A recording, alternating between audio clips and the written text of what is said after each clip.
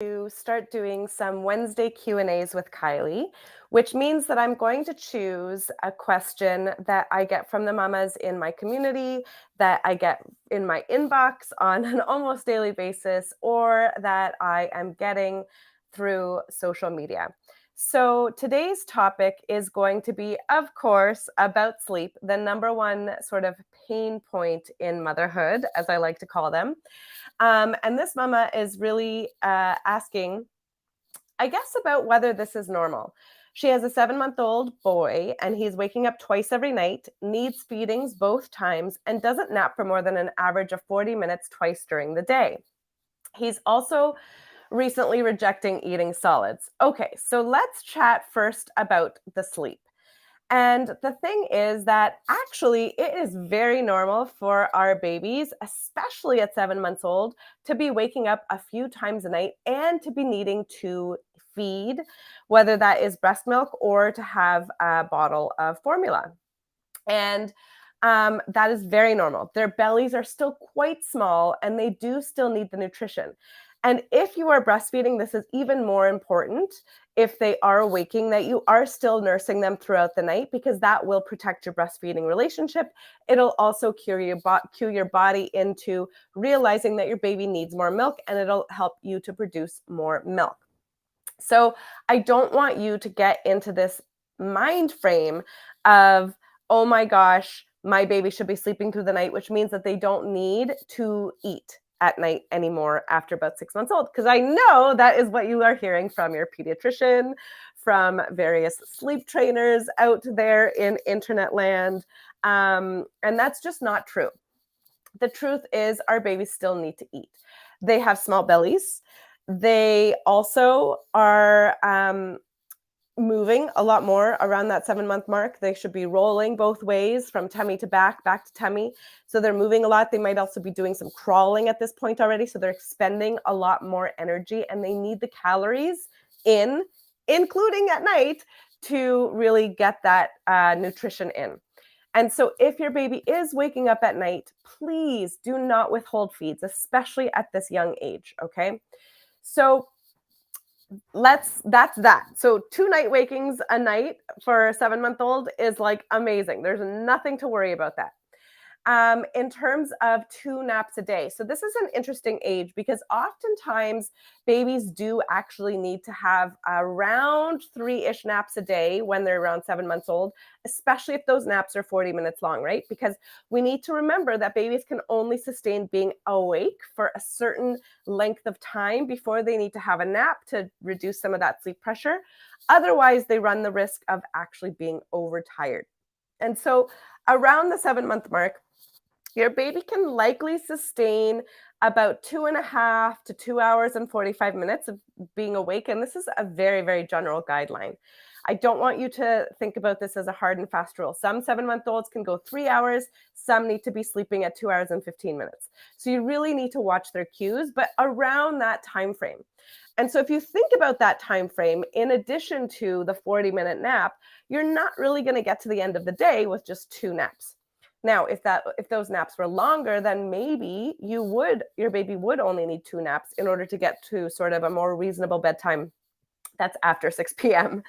And so there's that piece. So probably your baby at 7 months, if they're just having 2 naps at 40 minutes, they're probably going to need a cat nap at the end of the day to make it to bedtime. But really start thinking about the timings. And if you're not already following their sleepy cues or tired cues, then please start doing those. And I'll do a separate video. Maybe I'll do this video on Friday about tired cues, because it's not just the eye rubbing and the yawning. In terms of the length of the nap, I have done a video on this before. And you're really wondering if short naps are restorative, because I know that you hear that too, that they must be a certain length in order for them to be restorative. And the truth of the matter is that naps don't need to be a specific length of time in order to be restful or restorative or, long enough. And really the key is to see what your baby's mood is when they wake up from that nap.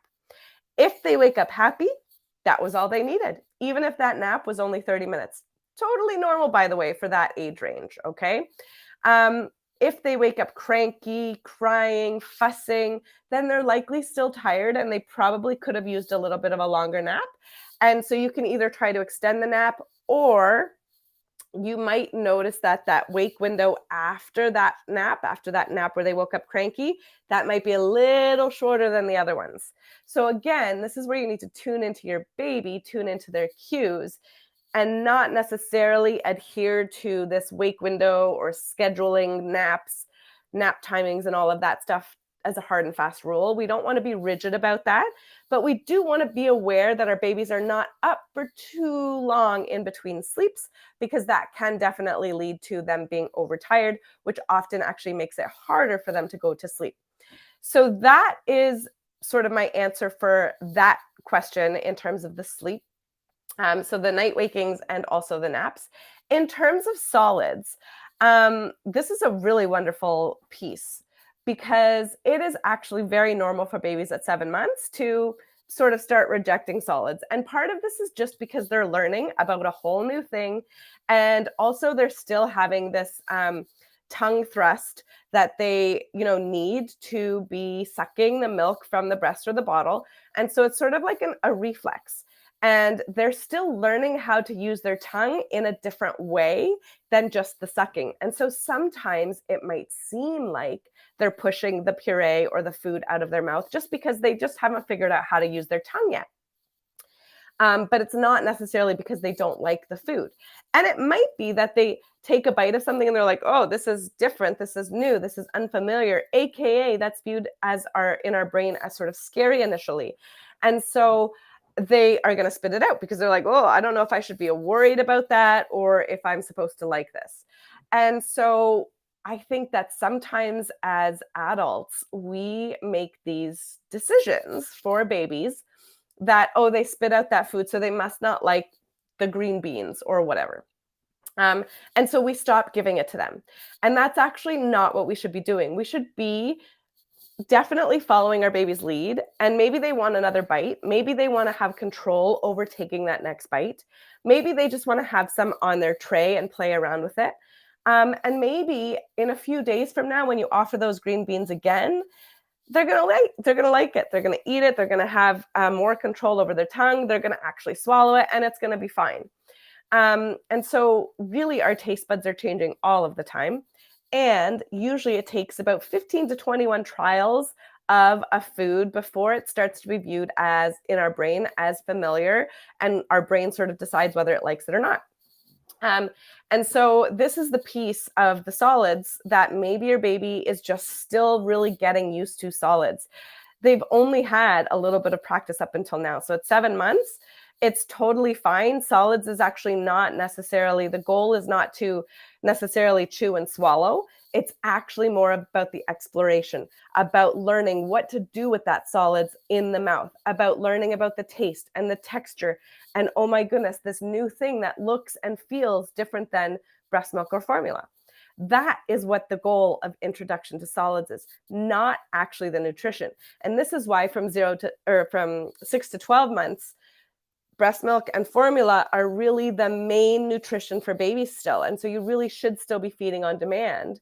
And solids are actually sort of a complementary piece of nutrition. So they're there so that they can start exploring them, developing their muscles and developing their abilities to manage all of those solids. And then at 12 months, that shifts. So hopefully that helped you out a little bit. And I'll be back again next week for Wednesday Q&A with Kaili. If you want more of this type of content, please feel free to join me inside the Sleep Deprived Mama group over on Facebook. I have posted the link along with this video. And that is it. If you've got a question you want me to answer, then you just get in touch with me and let me know what it is. Bye for now, everyone.